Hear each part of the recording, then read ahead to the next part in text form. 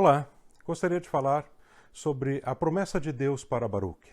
Capítulo 45 do livro de Jeremias, no verso 1, diz o seguinte: Palavra que falou Jeremias, o profeta, a Baruque, filho de Nerias, escrevendo ele aquelas palavras num livro, ditadas por Jeremias no ano 4 de Joaquim, filho de Josias, rei de Judá, dizendo: Assim diz o Senhor, Deus de Israel, acerca de ti, ó Baruque. Disseste: Ai de mim agora, porque me acrescentou o Senhor tristeza ao meu sofrimento, estou cansado do meu gemer e não acho descanso. Assim lhe dirás: Isto lhe diz o Senhor: Eis que estou demolindo o que edifiquei e arrancando o que plantei, e isto em toda a terra. E procuras tu grandezas? Não as procures, porque eis que trarei mal sobre toda a carne, diz o Senhor. A ti, porém, eu te darei a tua vida como despojo em todo lugar, para onde fores. A palavra de Deus é uma fonte constante de renovação e entendimento. A história de Baruque é mais uma delas. Baruque era um escriba que estava na maior parte do tempo com Jeremias. Embora a Bíblia não declare abertamente que Deus o chamou para estar junto com o profeta, para estar junto com Jeremias e para fazer o seu ofício de escriba, mas foi esta chamada, o desejo também de servir a Deus, é que impulsionaram a ele fazer o que ele fez. E, por conseguinte, foi abençoado não somente no tempo dele, como nas futuras gerações, pois até hoje muitos ainda falam no seu nome.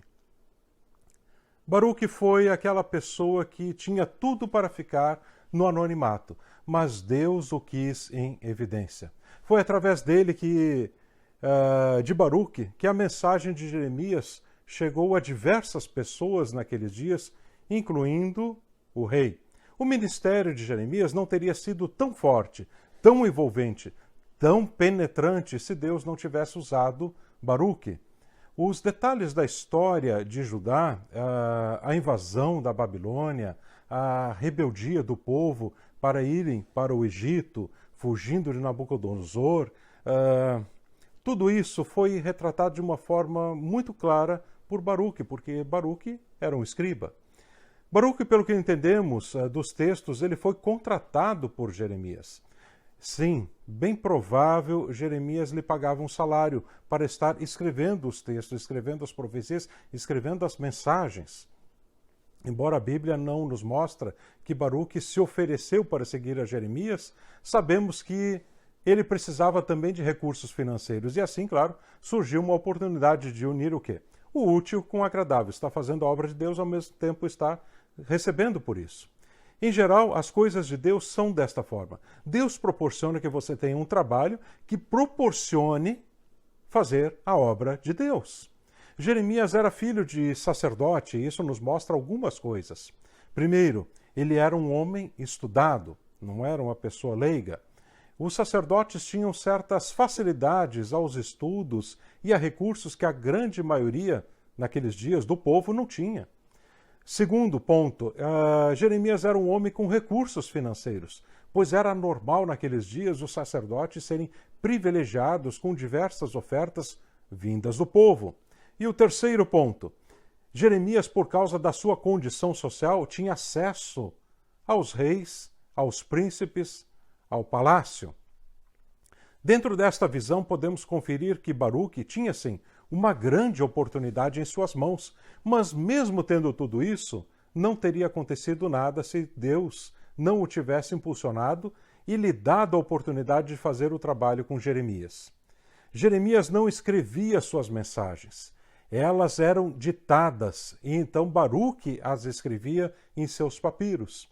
Algumas destas mensagens eram então levadas ao rei, ou então lidas perante o povo, ou ainda, em ambos os casos, ao rei e ao povo. O fato é que Deus sempre usa, de alguma forma, para o ministério de alguém seguir para frente. Jeremias foi impedido de pregar no pátio do templo, impedido de pregar entre o povo, foi preso diversas vezes. O que Deus fez foi trazer uma nova forma de propagação da sua mensagem. E ele começa a pregar por cartas. Era o que tinha naquele tempo.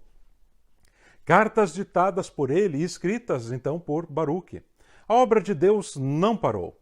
Deus nunca impede alguém que tem chamada divina de fazer a sua obra. Guarde isso.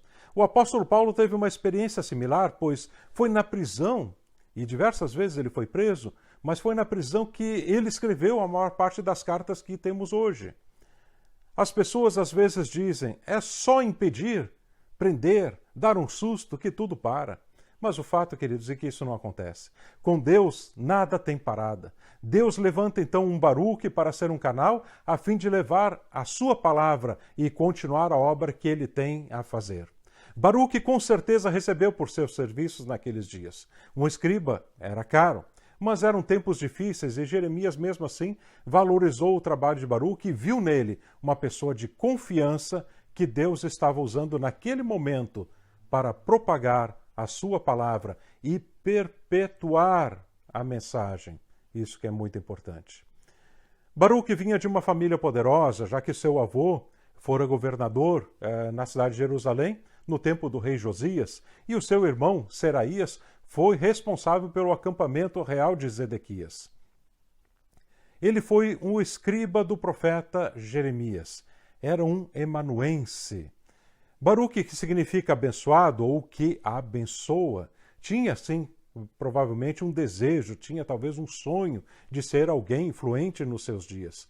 De fato, isso aconteceu de forma inesperada por ele, porque ele acabou perpetuando a mensagem de Jeremias e não necessariamente aconteceu como ele esperava, mas aconteceu sim, que o seu nome acabou entrando na história. Nem sempre os sonhos que temos em sua totalidade acontecem.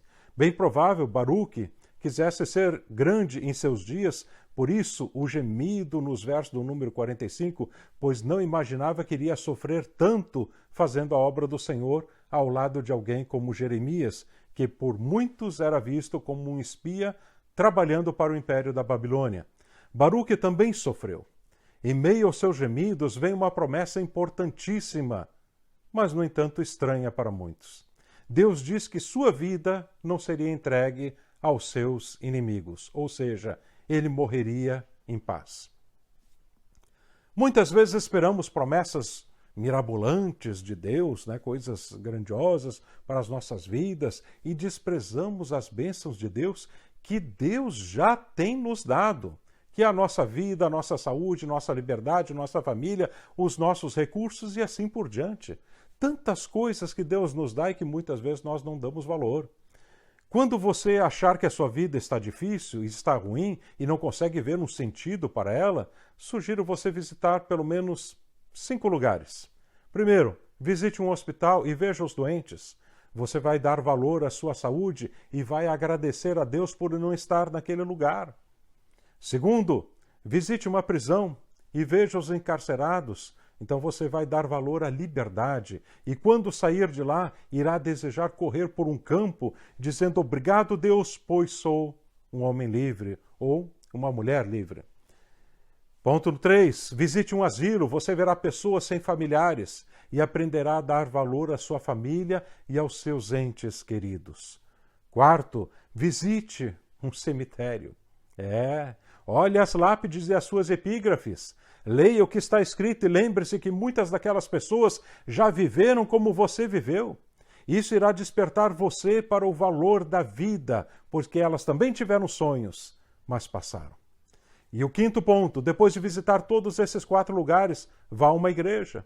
E quando chegar lá, você não vai estar mais olhando como é que são os ornamentos, o tamanho da igreja, o tamanho do prédio, se é esse que está pregando, se é esse pastor ou aquele pastor que está lá na frente, quem é o pregador daquela noite, quem é que está cantando, mas a sua alma estará tão ansiosa por agradecer a Deus, que dirá de forma espontânea, obrigado Deus pela saúde, obrigado Deus pela liberdade, obrigado Deus pela minha família, obrigado Deus pela vida, obrigado Deus pela salvação, obrigado Deus por tudo que tu tens me dado e perdoe-me Senhor pela minha ignorância de não dar valor devido a tudo que tens me dado e ajuda-me Senhor a ser mais grato a ti. Nos dias atuais, muitos estão focando tanto em projetos e sonhos que deixam de aproveitar e valorizar coisas que já são deles e que, nem tendo todos os recursos financeiros do mundo, poderiam ter. A lição que aprendemos no capítulo número 45 do livro de Jeremias é muito forte. Ele tem uma mensagem penetrante, esse capítulo. O maior presente que um ser humano pode receber de Deus é a vida. Após esse presente que é a vida, todos os demais presentes podem vir, mas se não tiverem o primeiro, o restante nada vai acontecer. A vida é o mais importante. Baruque foi abençoado naquele dia. Ele recebeu a promessa de Deus que, mesmo estando em um tempo de grandes guerras, mesmo estando correndo tantos riscos, a sua vida seria poupada. Isso pode parecer um tanto insignificante para muitos nessa geração, mas se você conseguir visualizar o contexto de como Baruque e aquele povo estavam vivendo naqueles dias e o que estavam passando, receber palavras como essas vindas de Deus é algo de extremo valor e de grande, grande alegria. E como se Deus dissesse: 1000 cairão ao teu lado e 10.000 à tua direita, mas tu não serás atingido. Deus nos dá promessas que vão além da nossa imaginação e merecimento. E glória a Deus por isso. Graças a Deus pelas promessas do Senhor. Valorize as promessas de Deus sobre a tua vida. Elas sempre vão acontecer. E quando acontecem, são maiores do que nós podemos imaginar. Pode ter certeza disso. Baruque recebeu a promessa de Deus. A sua alma ficou tranquila. Não importava qual guerra passasse, quantos impérios surgissem, quantos soldados houvesse em cada batalhão, ele sabia que, em seu coração, a sua vida seria poupada, porque Deus havia falado. Ele fez a missão que o Senhor lhe conduziu a fazer.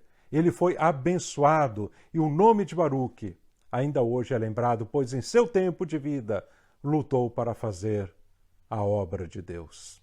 Não se esqueça disso. Lute para fazer a obra de Deus e Deus sempre te abençoará.